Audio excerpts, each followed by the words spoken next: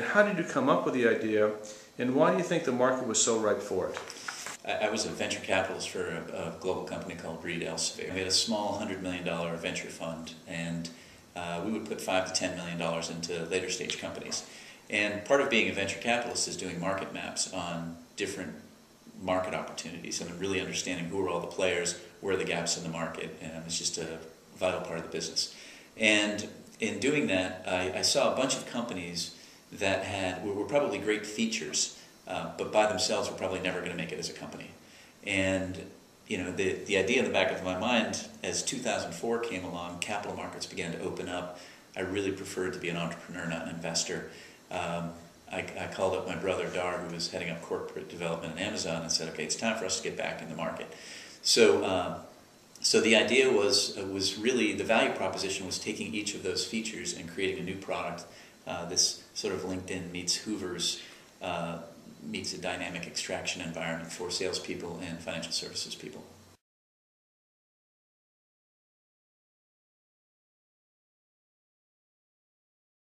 You know, as a salesperson, you don't have any time, or as an investment banker, you don't have time to do heavy research in 10 different locations. So the concept was, if we could bridge all of those into a single application, the productivity is everything. You know, you lose an hour a day doing research, that's an hour you could be calling people and generating revenue. And give us the use case of actually using the Generate service if you are a salesperson, for example, selling insurance services or selling network equipment services or what have you, to small business, for example. Yeah, so as a small business, you need to generate leads in order to bring in revenue. So we had, the first piece of the business was doing dynamic crawling of over 250,000 news articles every day from 25,000 sources, and then putting those into categories effectively that would be meaningful to a salesperson. So for example, a company in Boston raises $10 million in venture capital. Well, they're going to spend that money. So they're going to need computers, they're going to need insurance, they're going to need refrigerators, desks, and everything. So people like Hewlett-Packard and Herman Miller wanted those leads. And there was no other way to, in real time, get that kind of a lead generation source. So that was the first piece. And then you could click on that lead and you could say, here's the company, here's the information about the company, where you might separately have to go to Hoover's. And then once you find that information, who are the executives, look at their bios so you can determine whether or not you have something in common. And then the third piece was sort of the LinkedIn piece, which is we showed you through a database of 10 million executive bios that we had crawled how you connect through to that company and how your company connects to that company to find the warmest path for a relationship. And so by putting all those in one application, users could save a lot of time. It's just streamlined. Right, so you can get a survey of thousands and thousands of news streams, all current events, for your range of company accounts as a salesperson, get the stuff you needed to know, position what you're selling, and then have contacts and a referral into those contacts for decision makers into target accounts. Exactly. That's fantastic. What a great idea.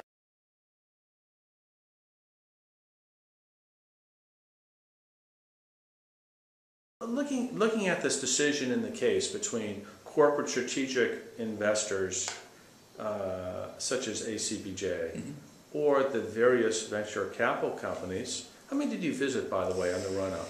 So, being a VC, when you're, I've gone back and forth being an entrepreneur, working for a big company, and being a venture capitalist, sitting on the board with a lot of great people, yes. A lot of great institutional folks like Charles River Ventures, Greylock, Highland, Excel Partners.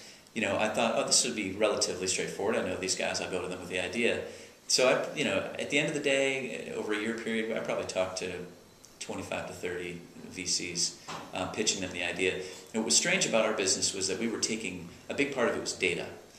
They really understand software, and there's sort of this hybrid connection between data and software that has evolved over the last 10 years, and we were trying to leverage the difference. Information as a service. Information as a service, exactly. Yes. And that was kind of strange to a lot of these guys. I mean, it was a $200 billion market. They sat there scratching their heads, said, why haven't we seen more businesses in this sector? And the reason is that they usually get gobbled up by the multi-billion-dollar B2B content companies like Thomson and Reuters, Bloomberg, Reed Elsevier, because their mantra is, if something's got 5 to 10 million in run rate subscription, we're going to go buy that because we don't want our competitors to get it, and it's a good source of innovation for those big companies. So it's a good market. The challenge is that there aren't a lot of people in New England and in San Francisco that are institutional VCs that really understand it. So then it's the question, do you go with the institution or do you go with the strategic partner? So we got down to 2 institutional folks and two VCs and ACBJ. We got a much better valuation from the strategic investor because they're not sitting and looking at this is only financial ROI. We're going to get insight into something that nobody else does. We've got exclusive access to new technology, and that was very valuable to them. And what they said to me was like, look, don't lose our money. We're not looking to find a 7 to 10x return. So it's just they had different goals for the investment. Whereas a VC is, I'm going to cover my downside protection, so I'm going to throw a lot of terms at you in the protected provisions where if I'm only going to own 10, 20, 30% of your company, minority ownership, but I own a majority of any decision that happens that's important. So if we raised $5 million, at a $15 million valuation, and the next day IBM walked in and said, I want to buy you for $50 million, you sit there and say, that's a pretty good deal. But the VCs will typically say, that's not what we got into this for. We invested in you because we think you're a star and we want to take you to the moon. And I'm not going to knock on institutional guys. For people who haven't been entrepreneurs, or even if they have, their networks are phenomenal. They can really help a business grow. But you pay a price for taking that kind of equity, and you get a benefit. And the price is you kind of lose control. And usually you think, oh, the board will control the company, but institutional investors typically control what happens. Certainly, if you're just getting started, talking to angels who have been in that particular business, so they can vouch your instincts on whether or not there's really a value proposition for the market. So if you go to somebody who doesn't know what you're talking about, you may spend more time with them that you shouldn't be. You might feel good about yourself because you got a meeting with an angel, but if they really don't know the market you're in, they can't really agree with you that there's an opportunity. You're kind of wasting your time. But if you can find those people, and they're fairly easy to find, then you got to try to get introduced to them, which isn't always easy. But if you've got a really good solution, angels are great. Institutional venture guys typically, they'll take a risk on a great opportunity. They have domain experts that they'll, run you through the ringer on because they want to learn about what you're doing and what the opportunity is, and they know the market. They typically like to back folks that they've backed before. So if you've got a great idea and you kind of don't know the venture environment, it might be good to go find an angel who might be willing to be the CEO or have some connections into that, and who also has connections into that venture, those venture circles. Boston tends to be a lot more conservative than San Francisco. Different set of limited partners. So I think it's a little bit harder in Boston. And then strategic partners will bet on you based on the merit of your idea and how it will help their business. If you can show them how to do that, how they can make money, and it's good to show them evidence, coming up with ideas on things that you might make revenue on if they did X plus Y.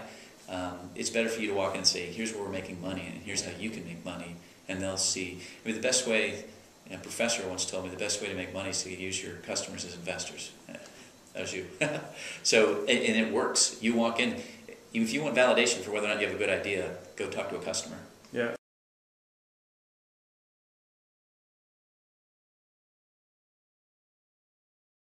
How big did Generate actually become before you sold the business to Dow Jones? What types of multiples on revenue did you get on that sale? And perhaps more deeply, why did you decide to sell the company as opposed to trying to create the next Hoovers or the next LinkedIn? Sure. So, we grew, our first year was our building year. So we did a couple $100,000 from American City Business Journals, who was an early client, some beta work. We grew to 1.2 million, then we grew to 3.4 million, and that was in 2007.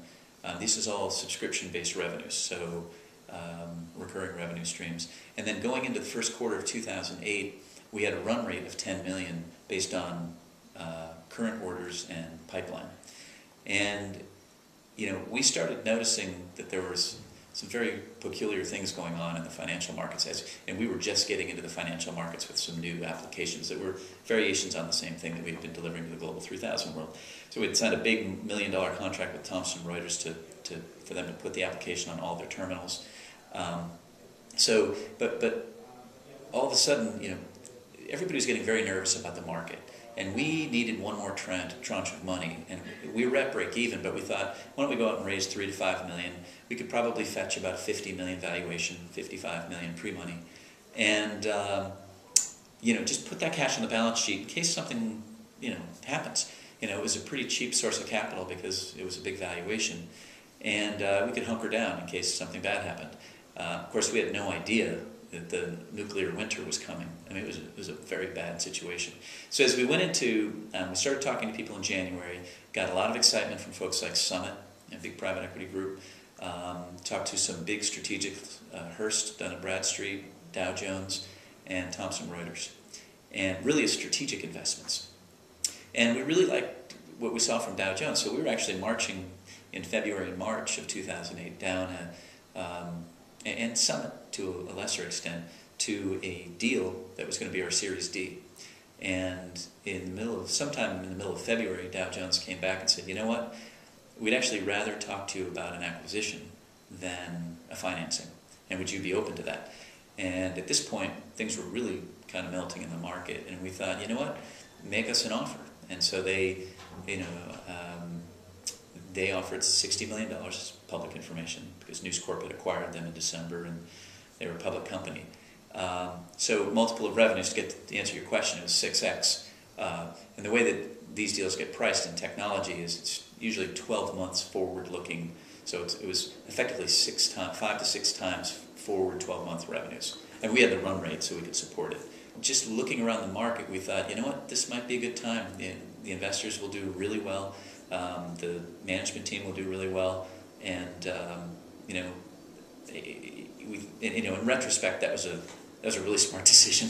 How much money was put into the company altogether from all investors? $12 million all in equity, and then $3 million in debt.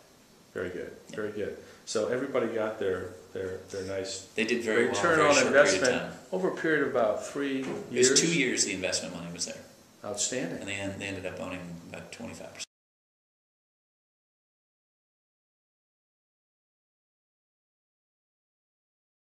Yeah, I mean that's the other thing. If you're starting a company, or even if you're 1 year in, go get people who have domain expertise. And sure, industry is one thing, but people who have raised money before, there are a lot of subtle nuances that if you don't know what you're doing, you learn, but it's costly.